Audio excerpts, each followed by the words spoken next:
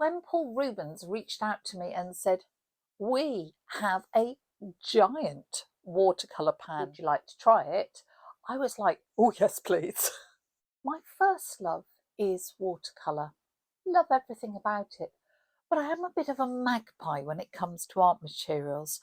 So I do love things that are a little bit unusual or just out of the ordinary. Love me a circular book. I really enjoy sketching on a concertina sketchbook. Yeah, I love watercolour. But if it comes in different formats like this fan palette, that certainly gives me joy, and it sparks my creativity and makes me think in different ways, and that's why I love trying new materials. When Paul Rubens reached out to me and said, "We have a giant watercolour pan, 16 times the size of a normal one, would you like to try it?" I was like, "Oh yes, please." My name's Liz Chadderton. I'm a watercolour artist based in Berkshire. Every week I share tips, tricks and techniques that I wish I'd known about ages ago. I also like to look for unusual art materials. So this week we're going to have a look at these enormous watercolour pans from Paul Rubens. At the moment, Paul Rubens only have 6 colours in these enormous pans, but they plan to introduce more. And the idea is, up until now, you haven't been able to get open stock of your favourite colours. They always come in sets. So they're starting to do individual pans, and they are designed for people who like big brushes and like to use lots of juicy colour. So each one of these has 90 grams of watercolour in it. Let me take that out. And it's in a little ceramic pan, which is really rather beautiful. They do come very nicely presented in these golden black boxes with all the usual information that you need on the back. But actually what they don't come with, I have read this, and as far as I can see, is the pigment number on it, which I think is kind of odd. This one is PY3 because I have looked it up, and I am actually going to write it on the back, and PY3 is Hansa yellow. It's sort of a lemon yellow there. They've got 6 colours. They've got a PY3. They also have this PR254, which is a Pyrrole red. They do come covered in plastic and well protected because these are made by Paul Rubens, so they are made in China and they will be transported to you. This is PR254, Pyrrole red, which is really nice. Now this one is really rather special. This is phthalo turquoise and is, let me make sure I get this right, PB16.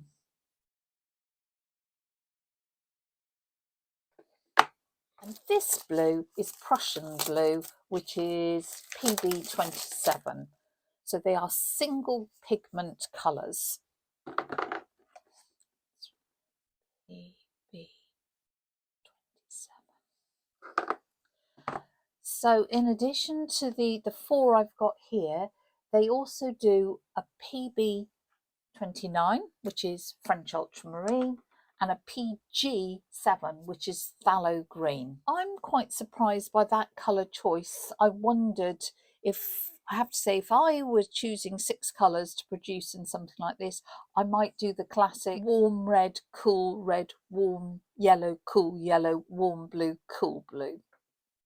But, you know, let me not judge, because they may be bringing out an awful lot more in the near future that I'm just not aware of. They said that I could choose 3, which was really kind, and I chose 3 of the primary colours. Sensibly, I probably should have chosen French ultramarine as well as these, but I just love Prussian blue, so I thought, that's what I'm going to choose. But I adore phthalo turquoise. So I said, please, pretty please, I know you said 3, but could I possibly have 4? And they very kindly sent me that as an extra. 90 grams of watercolour paint in a ceramic pan, and in the UK they cost £29.99, and in the US they cost $29.99. Artist quality, finely ground and designed for those who like big brushes and large amounts. We just swatch them out to see what the colours are like and how they mix. So we'll start with that yellow, and this yellow is given a 4-star light fastness rating and is semi-transparent. Beautiful yellow, and it wet very easily.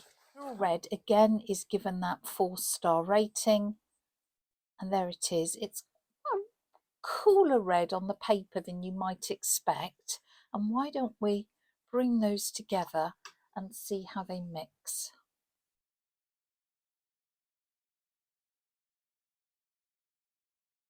And then we've got our Prussian blue, which isn't the darkest Prussian blue I've ever come across. And again, let's just see how those mix.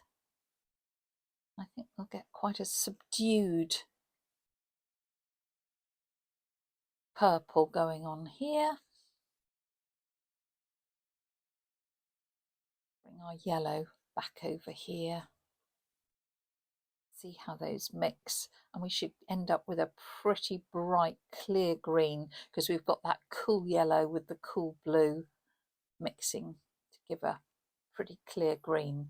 So fairly subdued purple, pretty orange, fairly clear green to go for our primaries and our secondaries there. And then let's try my phthalo turquoise. God, that's just such a gorgeous colour. Do you know what? What is it about turquoise? I just love it. I presume that will mix to give a pretty bright green. And indeed it does. I am presuming we will get a pretty unpleasant purple.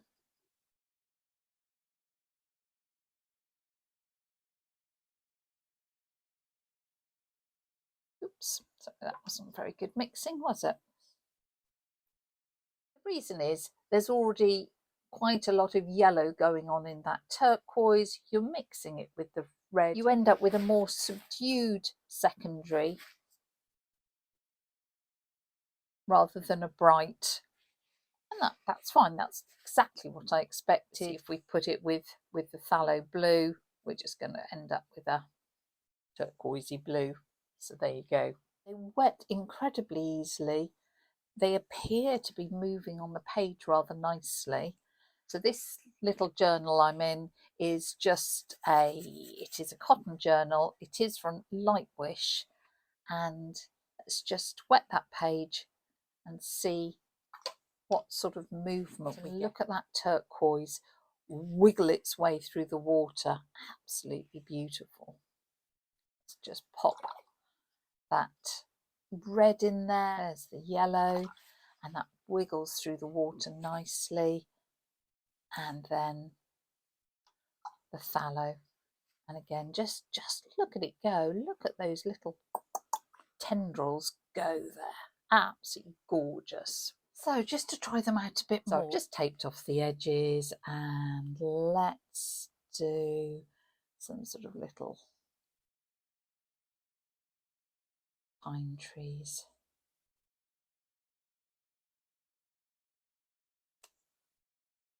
Sort of central, I was going to say stem, but I guess that's called a trunk. So let's move on to the yellow and do exactly the same. And we should see how they sort of start to mix and move. Maybe let's put a little bit more in there. Encourage some of that beautiful mixing. And then we can grab some of the blue. And we don't want them all to be the same size, do we?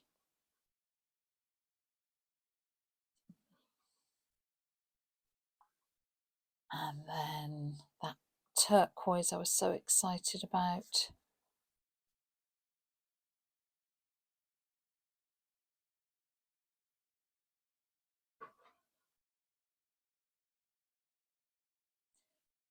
Isn't that lovely? Look at those colours.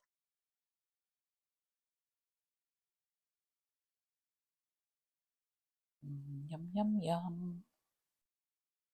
A little bit of red.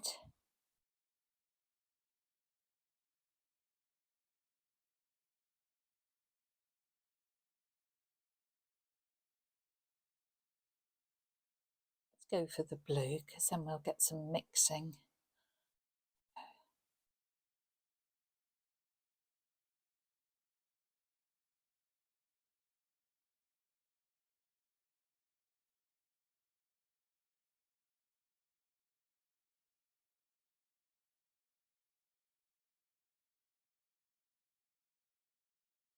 I'll have 2 yellow trees in a row, why not? Let's see how they run in the water.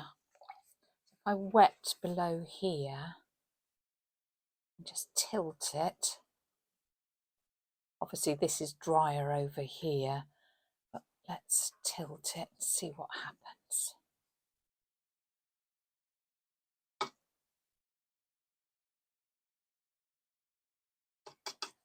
Because that is a lot drier now, I'll just drop a little bit of extra in just to give it a bit of wiggle room.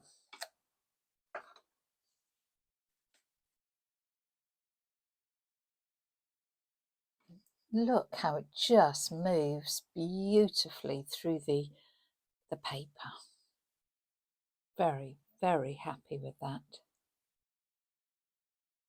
You can drop in, see how it spreads just through slightly damper paint. A little bit more of definition there.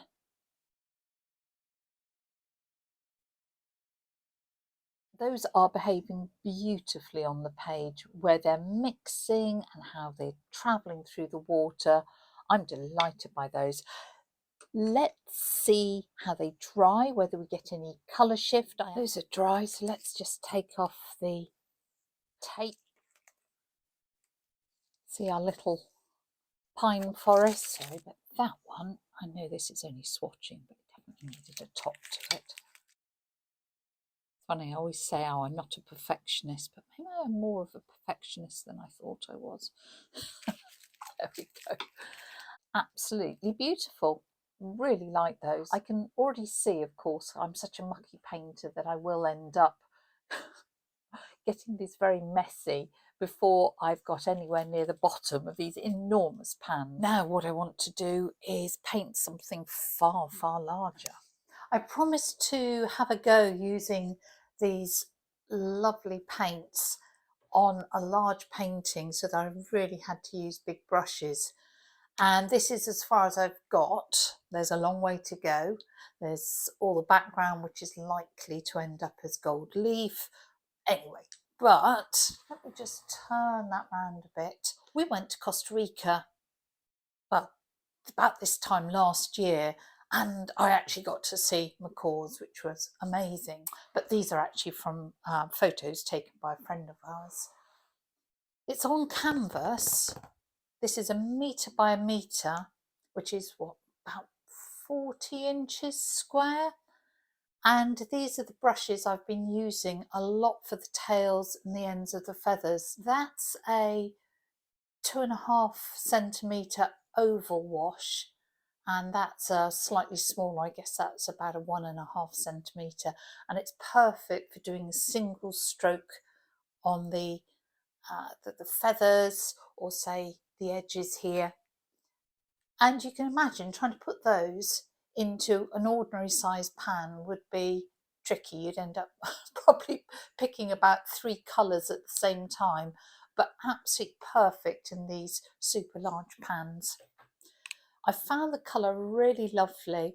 I've used those 4 colours I showed you with the addition of alizarin crimson, and I think I said right at the beginning that it would be nice to see a cool red in this range, as well as the colours they've got, and maybe a warm yellow. But I've used those, and they've pretty much done me, I say, apart from the alizarin. If you want to see what it looks like when it's finished, and it has got a long way to go, I will put it into the community tab here on YouTube, or it would be lovely to see you over on Facebook. And if you want to just look on my art page over there, I will be posting it once it's done.